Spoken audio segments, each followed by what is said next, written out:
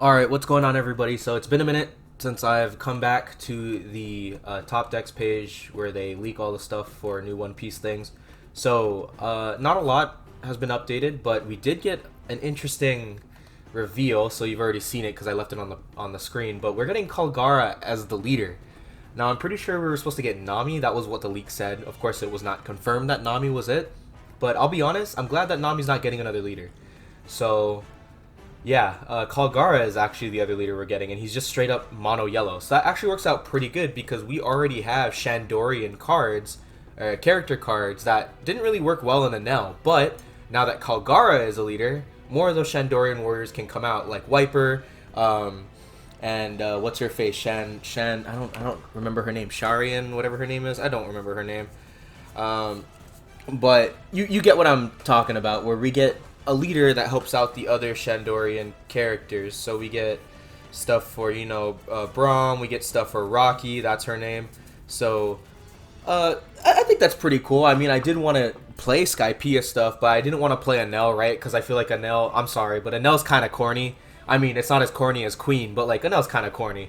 But I think I'll be playing Kalgara, that's for sure, because he seems interesting. So it's Jaya, Sky Island, and Shandorian Warriors, of course. So I think this is the first leader that's like a 3-typed leader. Jaya's pretty interesting, right? I think the only ones that are Jaya is Cricket, if I'm not mistaken. Whatever his name is. The dude that is the descendant of the adventurer Nolan, whatever his name is. I don't remember his name, but I think he's considered Jaya as well.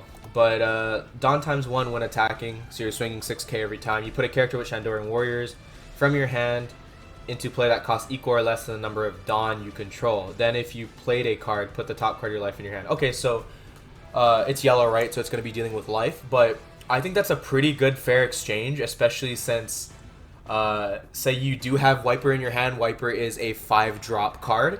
And if you have 6 Dawn, right? You just put 1 Dawn on Kalgara here, swing for 6, play Wiper for free.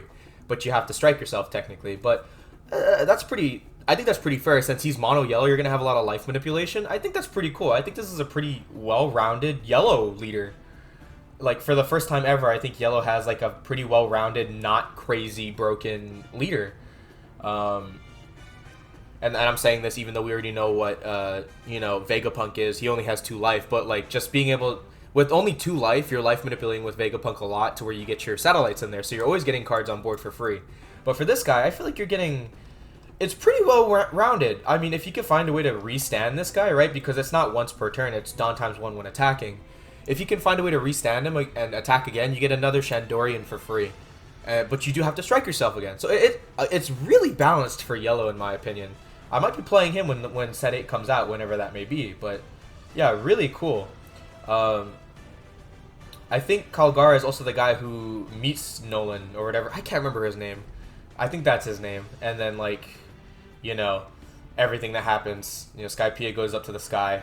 Nolan can't find the island anymore and all that nonsense. So, yeah, he's that guy that he meets. Then we get Jozu. Jozu is part of the Whitebeard Pirates, so of course he's going to be for the Red Blue Marco.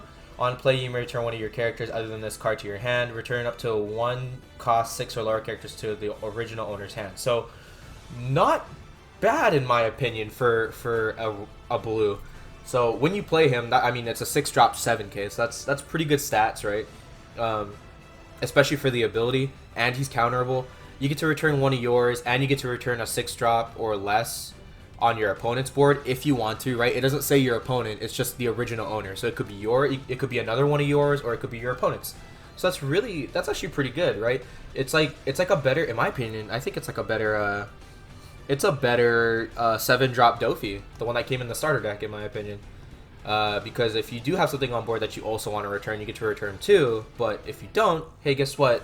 That 5-drop blocker queen's getting put back into your hand. Sorry. And I get a 7k body. But that just also helps the case. All blue, easy removal.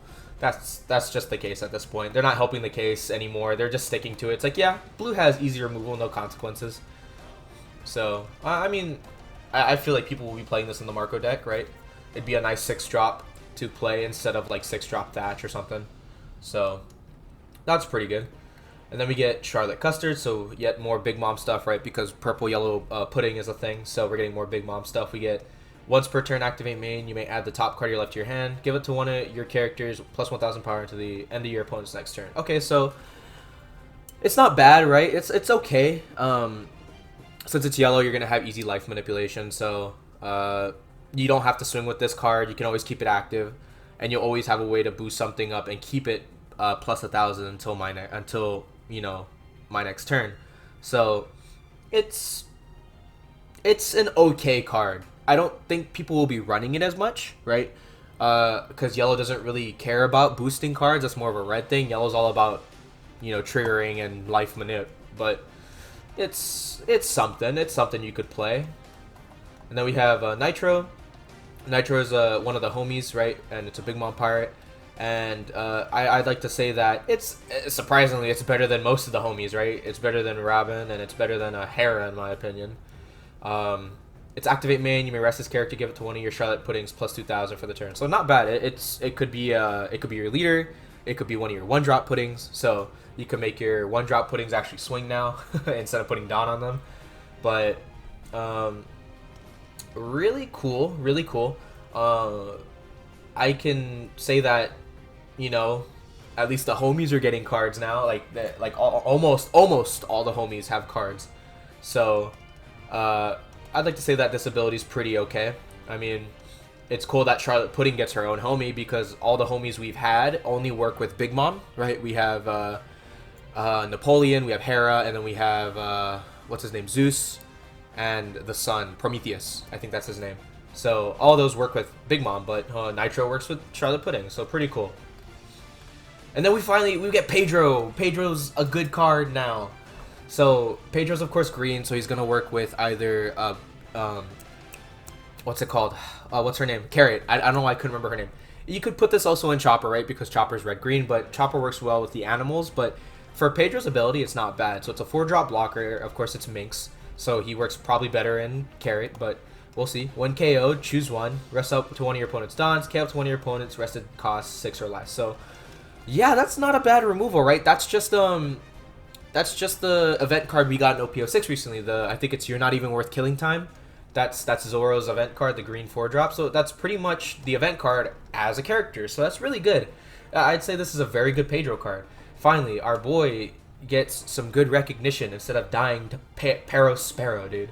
Really cool. Really cool. I will be playing him. Probably not in Carrot because I don't really like Carrot as much. I don't hate her. I just don't like her as much as Chopper. So really cool that Green's getting some better, even better cards. Dr. Correja, of course we're going to get Dr. Correja, right? And of course up here you can see that we've already gotten leaks of what the parallel leaders for Chopper and Carrot are. I cannot wait to get the parallel leader of Chopper.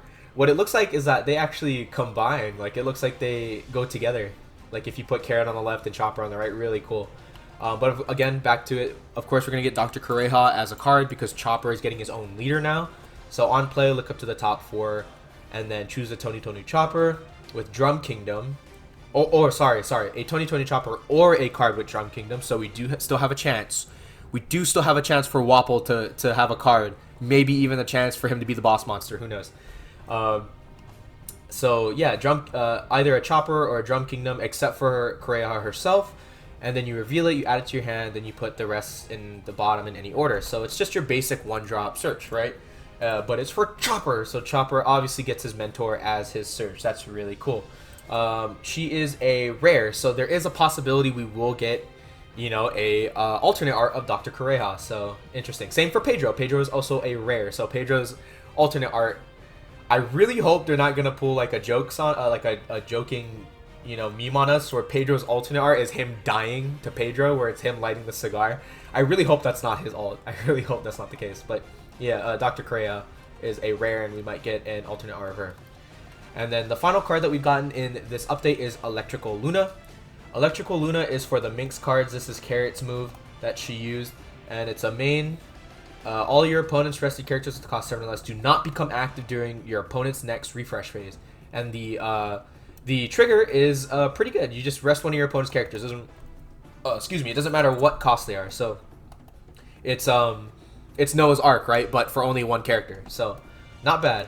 Especially for three Dawn, all your opponent's characters can 7 or less, of course, cannot be restand.